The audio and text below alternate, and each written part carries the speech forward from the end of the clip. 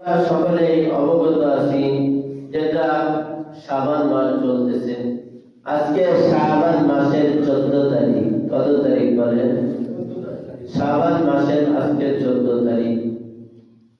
আল্লাহ রাসূল সাল্লাল্লাহু আলাইহি ওয়াসাল্লাম ফরমান, ইযা কানা লাইলাতুন নিসফি মিন শাবান ফাকুমু লাইলাহা ওয়া সুমু নাহারাহা।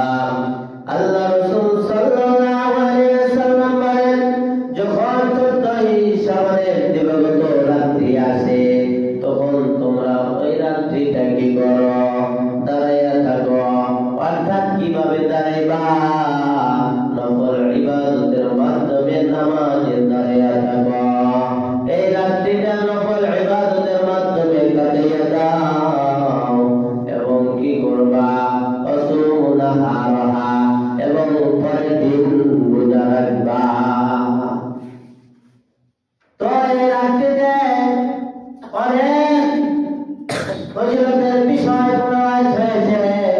তার মধ্যে আল্লাহ তাআলা আমাদেরকে ডেকে এরকম ভাবে বলতে থাকেন, কে আসো গুনাহ থেকে ক্ষমা চাইবে? আমি আল্লাহ তাআলার কাছে ক্ষমা চাও রে বান্দা, আমি তোমাদেরকে ক্ষমা কইরা দিব। কে আসো রে বান্দা অভাব অনটনগ্রস্ত, আমি আল্লাহ তাআলার কাছে তুমি অভাব অনটন থেকে মুক্তি চাও, আমি আল্লাহ তোমাদেরকে অভাব অনটন থেকে নিষ্কৃতি দান করব। সকলে বলেন না সুবহানাল্লাহ।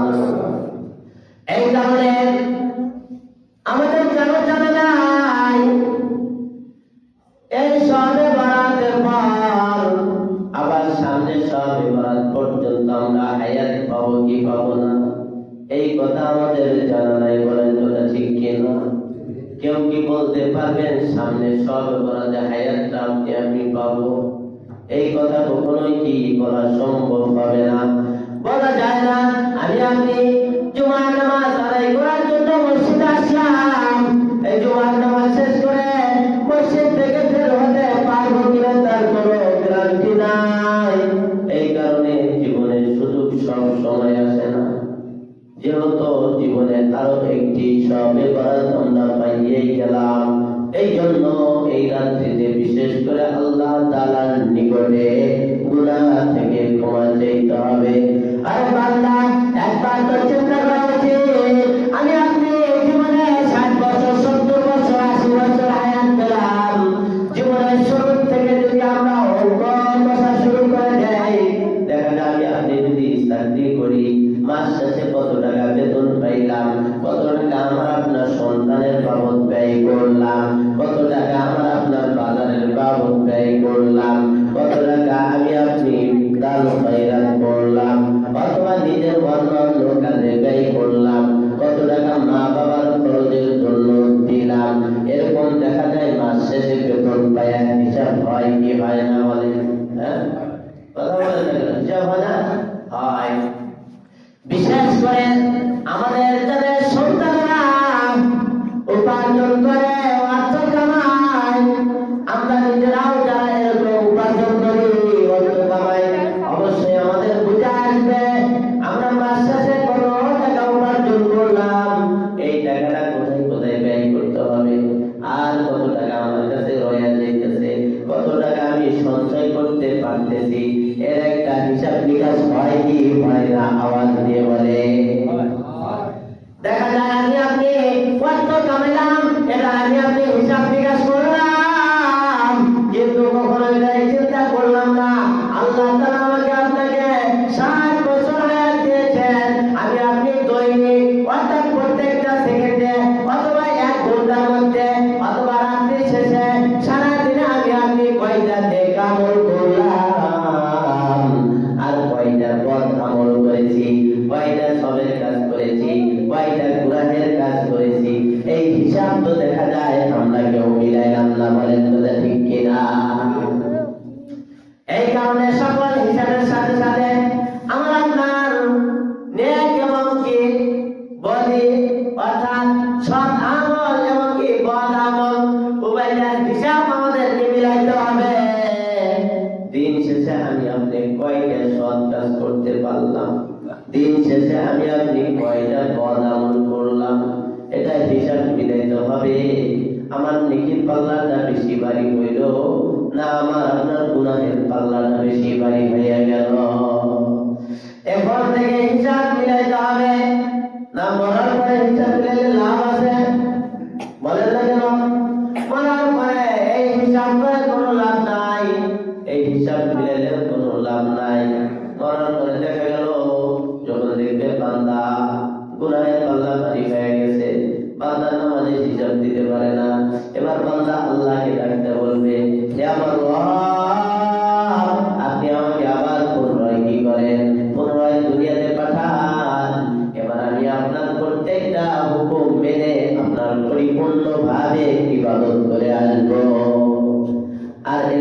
ভাবে যদি কবরের মধ্যে কিয়ামত পর্যন্ত যদি বলতে থাকে, তাকে কি আবার দুনিয়াতে পাঠানো হবে? আওয়াজ করে বলেন,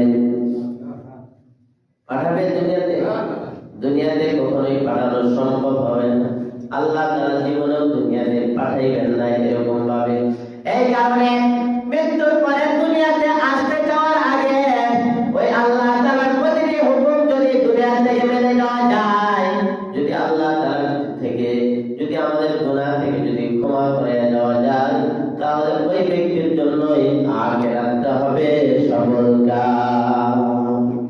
এই জন্য এখন থেকে আমাদের এই প্রতিজ্ঞা পালন করা উচিত যে অন্য সবে বাদের একটা রাত্রি আমরা পেলাম, এই রাত্রিতে যেহেতু রব্বে কারীম আমাদেরকে ক্ষমার ঘোষণা দিয়েছেন, এই কারণে এই রাত্রিটা বান্দারা একটু জাগরণ করেন। এই রাত্রিটা একটা রাত্রি জাগরণ করে তওবা করেন আল্লাহ তাআলার দরবারে। আল্লাহ জীবনে যত নামাজ ছেড়েছি রে মাহবুব, সব নামাজ তুমি আমাকে মাফ করে দাও মাওলা। জীবনে যত আমি তোমার কি করেছি, নিয়ামত খেয়ে নিয়ামতের নাশকর করেছি আল্লাহ, আমার ওই সকল গুনাহগুলো তুমি মাফ করে দাও। এরকম ভাবে ক্ষমা চেয়ে নিতে হবে। আর যদি বান্দার সাথে যদি সম্পৃক্ত হয়ে থাকে, যে সকল হক বান্দার সাথে সম্পৃক্ত, হক হলো দুই প্রকার। এক নম্বর হলো হকুল্লাহ, আল্লাহ তাআলার হক। দুই নম্বর হলো হকুল ইবাদা, অর্থাৎ বান্দার হক। যদি দেখা গেল আল্লাহ তাআলার হক আমরা নষ্ট করে থাকি, আল্লাহ তাআলার নিকটে ক্ষমা চাই ইখলাসের সাথে, আল্লাহ তাআলা ইচ্ছা করলে আমাদেরকে ক্ষমা করে দেন। কিন্তু যদি বান্দার সাথে সম্পৃক্ত হক যদি আমরা নষ্ট করে থাকি, আর ওই হক থেকে যদি আমরা হাজার বার যদি ক্ষমা চাই, আল্লাহ বলবেন না রে বান্দা, আমার হক যেটা তুই ক্ষমা চাইছস আমি আল্লাহ মাফ করে দিছি, কিন্তু তুই অন্যের জায়গা জমি দেখা যায় আর কাইটা পাথর কাইটা, আপনার ওইদিকে কি বলেন, হ্যাঁ জায়গাতে আছে এক একজনের সীমানা আছে না, মাঝখানে আমাদের ওইদিকে কি বলে আল বলে, আবার কোনো কোনো দিকে বাতা বলে। হ্যাঁ দেখা যায় অনেক সময় কি এই বাতার কাইটা আধা বিঘা অথবা কি 4 আঙ্গুল এরকম করে বিঘা ভরে আরেকজনের খেতে, বলেন বলে ঠিক কিনা? আবার যদি দেখা যায় বলতে যায় নাটির জোর তো আছে, বাতারা সরাই দেখ না একবারে বাইরে বোঝায় আলাও কয় কি কয় না, হ্যাঁ এরকম করে। আবার অনেকে দেখা যায় বোনের হক আদায় করে না, বোনের প্রাপ্য বুঝায় দেয় না, এরকম আছে কিনা বলেন? আবার অনেক সময় দেখা যায় এতিম সন্তানদের হক বুঝায় দেয় না। ভাই মনে করেন 3টা, একটা ভাই মারা গেছে, 2টা ছোট বাচ্চা রেখে গেছে, এবার বাকি ভাইয়েরা কয় হ্যাঁ ওরা তো ওর বাবা তো মারাই গেছে, ভাই তো মারাই গেছে, সমস্যা ভাঙবে। হ্যাঁ এবার দেখা যায় ওই ইতিম সন্তানগুলোকে ঠকায়, এরকম ভাই আছে কি নাই বলেন?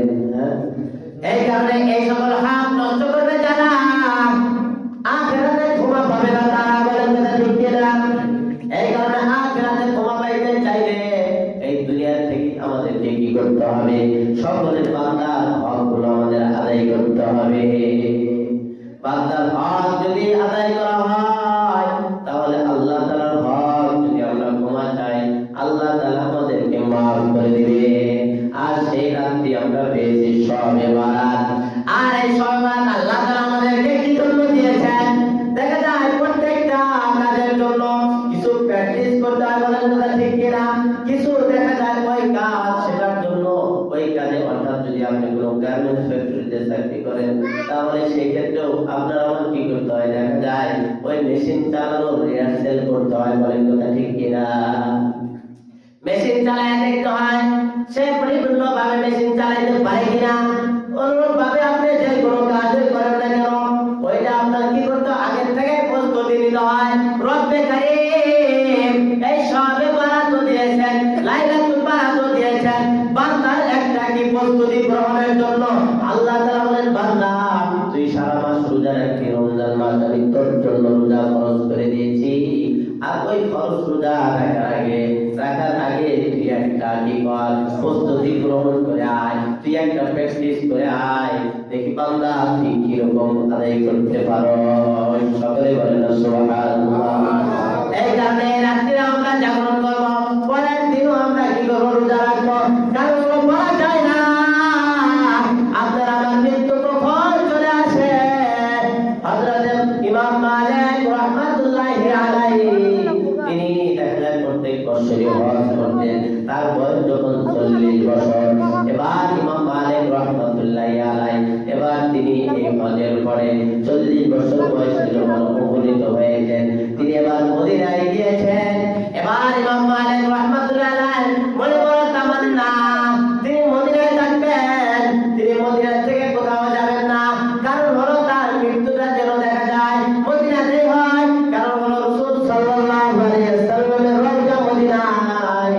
আর রাসূলকে বেশি ভালোবাসার কারণে তার মনের মধ্যে এরকম একটা তামান্না, আমার মৃত্যুটাও যেন মদিনায় হয়, আর এই মদিনায় যেন আমাকে দাফন করা হয়। সকলে বলেন সুবহানাল্লাহ। যে মদিনার রাসূল সে আছে, ওই মদিনায় যেন কি হয়, আমারও দাফন হয়। ইমাম মালিক রাহমাতুল্লাহি আলাইহি হলো, এটা হলো মনের একটা খায়েশ তামান্না। এবার ইমাম মালিক রাহমাতুল্লাহি আলাইহি কি করবেন, এদিক দিয়ে হজের সময় চলে আসছে। যখন হজের সময় চলে আসলো, মনটা এদিকে টানে, এখানে আমার রাসূল শোয়া, আমার মৃত্যুটা যেন মদিনায় হয়, আমি মদিনা থেকে যাব না। আবার ওই দিক দিয়ে হজে যাওয়ার একটা মনের তামান্না। হজের সময় এসেছে, আর দুদিনের মধ্যে ভালো লাগে না, হজে চলে যাব। এবার যখন এরকম একটা মনের মধ্যে দ্বিধাদ্বন্দ্ব, মদিনায় থাকবো না হজে যাব, এরকম একটা প্রেসারিত দিলের মধ্যে ইমাম মালিক রাহমাতুল্লাহি আলাইহি 2 রাকাত সালাতুল ইস্তিসকার নামাজ আদায় করলেন। নামাজ আদায় করে এবার ইমাম মালিক রাহমাতুল্লাহি আলাইহি ঘুমায়া গেলেন। এবার ইমাম মালিক রাহমাতুল্লাহি আলাইহি স্বপ্নের মধ্যে দেখতেছেন আল্লাহর নবী সাল্লাল্লাহু আলাইহি ওয়াসাল্লাম তার সম্মুখে এসেছেন। আসার পর হাতে এরকম ভাবে 5টা আঙ্গুল দেখালেন। এই 5 আঙ্গুল দেখা আল্লাহ রাসূল সাল্লাল্লাহু আলাইহি ওয়াসাল্লাম কিছু না বইলা আবার তিনি চলে গেলেন। এবার ইমাম মালিক রাহমাতুল্লাহি আলাইহি ঘুম ভেঙে গেছে। এবার যখন ঘুম ভেঙে গেছে, এবার ইমাম মালিক রাহমাতুল্লাহি আলাইহি ভাবতেছে এই 5 আঙ্গুল দ্বারা আমার কি বোঝানো হইল, আমার কি 5 মিনিট হায়াত আছে কিনা। আল্লাহ রাসূল সাল্লাল্লাহু আলাইহি ওয়াসাল্লাম আমাকে কি বলেছেন, আমার কি 5 মিনিট হায়াত, না 5 ঘন্টা হায়াত, নাকি 5 বছর হায়াত, না 5 মাস হায়াত, এটা তো আমি বুঝতে পারলাম না। এবার ইমাম মালিক রাহমাতুল্লাহি আলাইহি এরকম একটা দ্বিধাদ্বন্দ্বের মধ্যে, ওই সময় স্বপ্ন সম্রাট ছিলেন ইবনে সিরিন রাহমাতুল্লাহি আলাইহি, তিনি স্বপ্নের ব্যাখ্যাগুলো বলে দিতেন। এবার ইমাম মালিক রাহমাতুল্লাহি আলাইহি তার খাদেমকে ডাক দিয়ে বলে, এই খাদেম, আয় নাম বলবি না, তুই কি বলবি? একজন লোক এরকম স্বপ্নে দেখেছে রাসূল সাল্লাল্লাহু আলাইহি ওয়াসাল্লাম এসেছেন, আয়েশা হাতের 5টা আঙ্গুল দেখাইছেন, দেখে কোনো কিছু বলেন নাই, না বলে রাসূল সাল্লাল্লাহু আলাইহি ওয়াসাল্লাম চলিয়া গিয়েছেন। এই কথা ইবনে সিরিনের কাছে গিয়া বলবা। দেখো ইবনে সিরিন এই স্বপ্নের কি ব্যাখ্যা দেয়, এই স্বপ্নের কি তাবির করে। এবার ইমাম মালিক রাহমাতুল্লাহি আলাইহির কথা অনুযায়ী এবার তার এই খাদেম গোলাম এবার ইবনে সিরিন রাহমাতুল্লাহি আলাইহির নিকটে গিয়া এবার ইবনে সিরিন রাহমাতুল্লাহি আলাইহিকে বলতেছে যে এই ইমাম দেখেন, এই স্বপ্নের বিশ্লেষণকারী একজন লোক এরকম স্বপ্নে দেখেছে রাসূল সাল্লাল্লাহু আলাইহি ওয়াসাল্লাম আয়েশা তাকে 5টা আঙ্গুল দেখাইছে হাতে, দেখে কিছু না বলে চলে গেছে, কিন্তু এই স্বপ্নের ব্যাখ্যাটা আপনাকে বলে দিতে বলেছে। এবার ইবনে সিরিন রাহমাতুল্লাহি আলাইহি বলেন, স্বপ্নের ব্যাখ্যা তো বলে দেব, ঠিক আছে, কিন্তু যে ব্যক্তি স্বপ্নে দেখেছে তার নাম বলতে হবে। এই কথা বলে ইবনে সিরিন রাহমাতুল্লাহি আলাইহি বলেন, এই স্বপ্ন তো ইমাম মালিক ছাড়া আর কেউ দেখতে পারে না। সকলেই বলেন আল্লাহু আকবার। এবার যখন এই কথা বলেছেন, যে ব্যক্তির নাম ছাড়া কি করা যাবে না, স্বপ্নের তাবির করা যাবে না, স্বপ্নের ব্যাখ্যা বলা যাবে না। এবার ওই গোলাম বলে, তাহলে দেখি আমি যে কোনোভাবে স্বপ্ন যে দেখেছে তার নামটা জেনে আসতে পারি কিনা। আবার তিনি ইমাম ইমাম মালিক রাহমাতুল্লাহ আলাইহির নিকটে চলে আসছে। আসার পর বলতেছে যে ইবনে সিরিন রাহমাতুল্লাহ আলাইহির নিকটে গেলাম, কিন্তু সে তো নাম ছাড়া স্বপ্নের তাবির করবে না, নাম ছাড়া স্বপ্নের ব্যাখ্যা করবে না। এখন তো নাম বলে দিতে হয়ে গেছে, কিন্তু সে এটাও বলেছে এটা ছাড়া তো ইমাম মালিক ছাড়া আর কেউ স্বপ্ন দেখতে পারে না। তখন ইমাম মালিক রাহমাতুল্লাহ আলাইহি বললেন, তাহলে তো জেনেইছে, যাও তুমি নাম বলে দাও। ইমাম মালিক বলো, আমি ইমাম মালিক এই স্বপ্ন দেখেছি। এবার তার গোলাম ইবনে সিরিন রাহমাতুল্লাহ আলাইহির নিকটে গিয়া এবার বলতেছে এই স্বপ্ন ইবনে মালিক ইমাম মালিক রাহমাতুল্লাহ আলাইহি দেখেছেন। যখন এই কথা বলেছেন, বলার পরে ইবনে সিরিন এই স্বপ্নের ব্যাখ্যা করতেছেন। আল্লাহ রাসূল সাল্লাল্লাহু আলাইহি ওয়াসাল্লাম পাঁচটা আঙ্গুল দেখাইছেন, এভাবে হাত দেখাইয়া এটা রাসূল সাল্লাল্লাহু আলাইহি ওয়াসাল্লাম বুঝাইছেন। এই পাঁচটা আঙ্গুল দ্বারা পাঁচটা জিনিস বুঝাইছেন। এক নাম্বার হলো ইমাম মালিককে যাইয়া বলবা যে সে যে তার মৃত্যুটা মদিনায় হবে কি হবে না এটা জানতে চাইছে, এই কারণে ইস্তেখারার নামাজ পড়েছে, এই কারণে সে কি করতেছে না, সহজে দেখতেছে না। বলবা এই মৌতের কথা, মৃত্যুর কথা আল্লাহ তাআলা ছাড়া, আল্লাহ ছাড়া আর কেউ এই মৃত্যুর খবর জানে না। সকলে বলেন আল্লাহু আকবার। এক নাম্বার তাবির করলেন যে মৃত্যুর কথা একমাত্র রব ছাড়া আর কেউ জানে না। কখন কার কোথায় মৃত্যু হবে কেউ জানে না। যদি কোনো ব্যক্তি সন্তুকের মধ্যে তালাবদ্ধ অবস্থায় থাকে, বাক্সর মধ্যে তালা অবস্থায় থাকে, তারপরেও সেখানে মৃত্যু যাবে।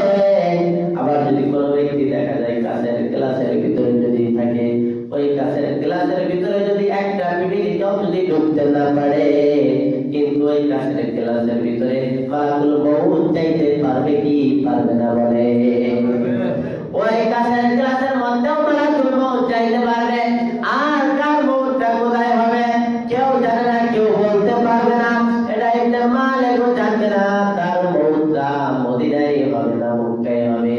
অর্থাৎ তাকে এই আশা ছেড়ে দিতে বলো, অর্থাৎ সে তার মৃত্যুটা কোথায় হবে চিন্তা ফিকির তার পরিবর্তন করতে বলো। আর দ্বিতীয় নম্বর হলো আগামীকাল অথবা কি ঘটবে কি ঘটবে না এটাও কোনো ব্যক্তির জানা নাই। আগামীকাল কি ঘটবে কি ঘটবে না এটাও কোনো ব্যক্তি বলতে পারবে না। মানে কথা ঠিক কিনা? এরকম কোনো কাছে কি আগামীকাল কি হবে হবে না বলতে পারে? অনেক সময় দেখা যায় এরকম অনেক ভুয়া গরম ধরা পড়ে, যেগুলা দেখা যায় পাবলিকের মার খেয়ে দৌড়াদৌড়ি শুরু করে। বলে কথা ঠিক কিনা? এরকম গোলকেরও কি নাই, অভাব নাই। এই কারণে আমরা কি কোনো গোলককে হাত দেখাবো? হাত দেখাবো কোনো গোলককে? বলেন, কথা বলেন, আওয়াজ করে বলেন। কোনো গোলককে আমরা হাত দেখাবো তকদীরের অগ্রিম কিছু জানার জন্য? কেউ হাত দেখাবো না।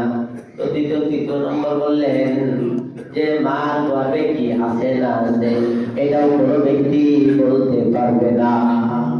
মায়ের গর্ভে কি সন্তান থাকে ছেলে না মেয়ে এটাও কেউ বলতে পারবে না। এটাও মানুষের জ্ঞানের বাইরে, মানুষের জানার বাইরে, মানুষের ইলমের বাইরে। এই কথাটাও বললেন। এবার বলতে পারেন হুজুর, আমরা তো বাচ্চা হওয়ার আগে দেখি ছেলে না মেয়ে, দেখা যায় কিনা? বলে এটা দেখতে পারে কখন? যখন আল্লাহ তাআলা ওই সন্তানটার গর্ভে থাকাকালীন অবস্থায় পূর্ণ একটা আকৃতি দিয়ে যায়, ওই সময় পারে। বলে কথা ঠিক কিনা?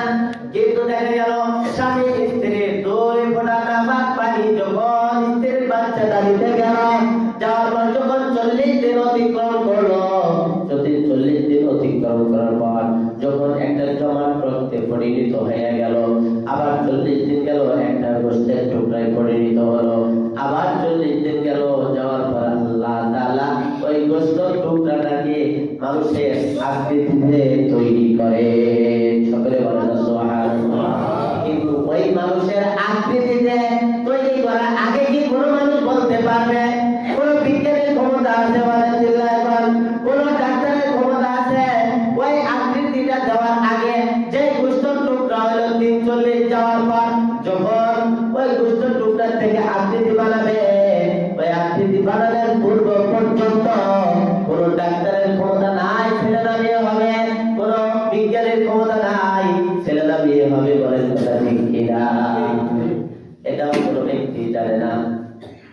বিষয় বললেন, কিয়ামত কবে হবে এটাও কারো জানা নাই। এই 5টা জিনিস মানুষের জানার বাইরে।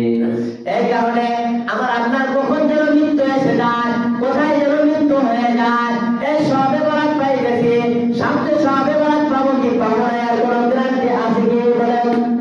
এর কোনো গ্যারান্টি নাই। এই কারণে যত এই সবে বরাত পর্যন্ত হায়াত পাইলাম, এই সবে বরাতটাকে আমরা আমাদের কাজে লাগাবো কি লাগাবো না? চিল্লায় শুধু মুখে বলবো না রাত্রি জাগরণ করবো?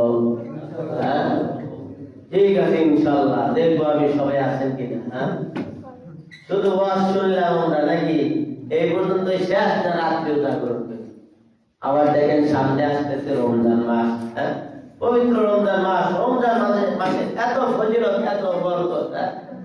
একটা রোজা রাখলে কি একটা ফরজ নামাজ আদায় করলে 70টা ফরজ নামাজের সমপরিমাণ সব আল্লাহ তাআলা দিয়ে দিবেন। একটা নফল ইবাদতের সব একটা ফরজ ইবাদতের সমপরিমাণ আল্লাহ তাআলা বানায় দিবেন। সকলে বলেন সুবহানাল্লাহ। এটা শুধু রমজানের খাতিরে। এখন এই রমজান মাসটাও আমাদের জীবনে, এর পরে আর রমজান আসবে কিনা জানা নাই। আমি আপনি এই রমজানের পরের রমজান পর্যন্ত হায়াত পাবো কি পাবো না জানা নাই। এই রমজান পর্যন্ত পাবো কি পাবো না জানা নাই।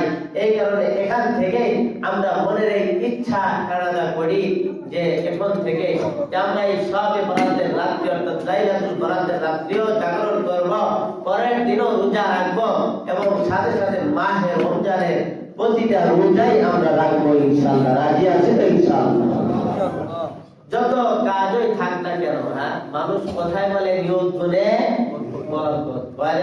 হ্যাঁ, দেখেন আপনি যদি এই নিয়ত না করেন যে কি করবেন, হ্যাঁ, জমিতে ধান লাগাবেন, এটার একটা নিয়ত করতে হয় কি হয় না? বলে জমি ক্রয় করবেন, এটা নিয়ত করতে হয় কি হয় না? অর্থ কামাইবেন, টাকা পয়সা উপার্জন করবেন, এটা নিয়ত করতে হয় কি হয় না? আপনি একজন চাকরিজীবী হবেন, চাকরি করবেন, নিয়ত করতে হয় কি হয় না? বলে আপনি লেখাপড়া করে একজন ডাক্তার হবেন, নিয়ত করতে হয় কি হয় না? বলে আপনি একজন ইঞ্জিনিয়ার হইতে চাইলেও নিয়ত করতে হবে, আপনি একজন পুলিশ অফিসার হইলেও নিয়ত করতে হবে, আপনি একজন যদি সেনাবাহিনী হতে চান, সেনাবাহিনীর কর্নেল হতে চান, তাও নিয়ত করতে হবে। বলেন কথা ঠিক কিনা? ওই নিয়ত অনুযায়ী যদি আমরা নিজের কার্যক্রম যদি চালায় যাই, নিজের কাজ যদি সামনের দিকে চালায় যাই, তাহলে দেখা যাবে ওই অনুযায়ী আমরা নিজেরা ওরকম ভাবে পুলিশেও নিয়োগ হতে পারি, সেনাবাহিনীতেও নিয়োগ হতে পারি। ওরকম ভাবে প্রত্যেকটা কাজ হয়। ধানের লাগানো যদি নিয়োগ করি, জমিতে ধান লাগানো যায়। বলেন কথা ঠিক কিনা? মসজিদে আসার নিয়োগ করলে মসজিদে আসা যায়। বলেন কথা ঠিক কিনা? আবার কেউ কি করে, নাটকের নিয়োগ করে, নাটকে নাটকে যাইতে পারে। বলেন কথা ঠিক কিনা? হ্যাঁ, নিয়োগ তো দুটোটাই নিয়োগ। বলেন কথা ঠিক কিনা? মসজিদে আসার নিয়োগ করা এটাও একটা নিয়োগ। ওয়াজ মাহফিলে কোরআন হাদিসের বয়ান শোনার জন্য যাওয়ার জন্য নিয়োগ করা এটাও একটা নিয়োগ। গানের প্যান্ডেলে যাওয়ার জন্য নিয়োগ করা এটাও একটা নিয়োগ। সাংস্কৃতিক কোনো অনুষ্ঠানে যাওয়ার জন্য নিয়োগ করা এটাও একটা নিয়োগ। বলেন কথা ঠিক কিনা? সেও নিয়োগ করতেছে, সে নিয়োগ করে সে জাহান্নাম কামাইতেছে। বলেন কথা ঠিক কিনা? আপনি আমিও নিয়োগ করতেছি, আমি আপনি নিয়োগ করে জান্নাত কামাইতেছি। সকলে বলেন সুবহানাল্লাহ। এই কারণে নিয়োগ যখন করবো ভালো কিছু করতে হবে। এখন যদিও রমজান পর্যন্ত হায়াত না পাই, যদি এই নিয়ত থাকে, মনের মধ্যে তামান্না থাকে, আল্লাহ একমাত্র আপনাকে সন্তুষ্ট করার লক্ষ্যে সওয়াবের আশায় আমি মাহে রমজানের রোজা রাখবো, মাহে রমজানের তারাবিগুলো রাখবো। আল্লাহ রাসূল সাল্লাল্লাহু আলাইহি ওয়াসাল্লাম ফরমান, যদি কোনো ব্যক্তি এরকম ভাবে নিয়ত করে, আল্লাহ তাআলা ওই ব্যক্তির পিছনের সমস্ত গুনাহ মাফ করে দিবে। এই কারণে নিয়ত এখন থেকে করা যাবে কি যাবে না? বলেন এখন থেকে আমরা ভালো কাজে নিয়ত করে ফেলাই। আল্লাহ রাসূল সাল্লাল্লাহু আলাইহি ওয়াসাল্লাম বলেন, যদি কোনো ব্যক্তি একটা সৎ কাজের নিয়ত করে, ওই সৎ কাজ না করলেও আল্লাহ তাআলা তার আমলনামায় একটা সৎ নেকি দিয়ে দেন। আর যদি বান্দা কি করে, একটা গুনাহের কাজে নিয়ত করে, ওই গুনাহের কাজ বান্দা যতক্ষণ পর্যন্ত না করে, ততক্ষণ পর্যন্ত আল্লাহ তাআলা ওই বান্দার আমলনামায় কোনো গুনাহ লেখেন না। সকলে বলেন সুবহানাল্লাহ। আল্লাহ তাআলা আমাদের জন্য কত ইহসান করে। এই কারণে যদি আমাদের দিলের মধ্যে যদি কোনো এরকম খারাপ নিয়ত থাকে, আমরা নিয়তের পরিবর্তন ঘটাই। নিয়তের পরিবর্তন ঘটাইলে কি হবে? আমাদের কলবের পরিবর্তন ঘটবে। দেখা যায় নামাজ পড়ে ঠিকই দিলে স্বাদ লাগে না, বলেন কথা ঠিক কিনা? দিলের মধ্যে মজা লাগে না। সারাদিন রোজা রাখি ঠিকই, হুজুর রোজা তো থাকলাম, সারাদিন উপবাস থাকলাম, কিন্তু অন্তরের মধ্যে কোনো প্রশান্তি পাইতেছি না, কোনো মজা পাইতেছি না। হুজুর তারাবির নামাজ 20 রাকাতই পড়ে, কিন্তু দিলের মধ্যে আমার কি নাই? শান্তি নাই। আছে কি নাই বলেন? তৃপ্তি নাই। তার কারণ কি? আপনি যদি ডাউল আলু ভর্তা খান, আপনার জিহ্বা যদি ভালো থাকে, জিহ্বা ভালো থাকলে ওই ডাউল আলু ভর্তার মজা বোঝা যাবে, বলেন কথা ঠিক কিনা? আপনার জিহ্বা যদি ভালো থাকে, দেখা গেল আপনি ইলিশ মাছ খাইলেন, ইলিশ মাছের মজা বোঝা যাবে। আপনার জিহ্বা যদি ভালো থাকে, গরুর গোশত খাইলেন, গরুর গোশতের মজা বোঝা যাবে। আপনার জিহ্বা যদি ভালো থাকে, দেখা গেল আপনি রোস্ট খাইলেন, রোস্টের মজা বোঝা যাবে। কথা বলেন ঠিক কিনা? জিহ্বা ভালো থাকলে আপনি যে কোনো খাবারই খান না কেন, প্রত্যেকটা খাবারেরই মজা বোঝা যাবে। আর যদি জিহ্বা যদি ভালো না থাকে, তাহলে দেখা যাবে আপনি যতই গরুর গোশত খান, যতই রোস্ট খান, যতই পোলাও কোরমা খান না কেন, যত উন্নত মানের খাবারই খান না কেন, দেখা যাবে কোনো খাবারেই কোনো মজা নাই। চিল্লায় কোন কথা ঠিক কিনা? আর জিহ্বায় মজা থাকলে চড়াই কাজ করে, চকে কাজ করে, দেখা যায় আলু ভর্তা অনেক স্বাদ। আছে কিনা বলেন? অনুরোধ ভাবে কলম যদি ভালো থাকে, বান্দার কলম যদি ভালো হয়, বান্দা সারাদিন জমিতে কাজ করবে।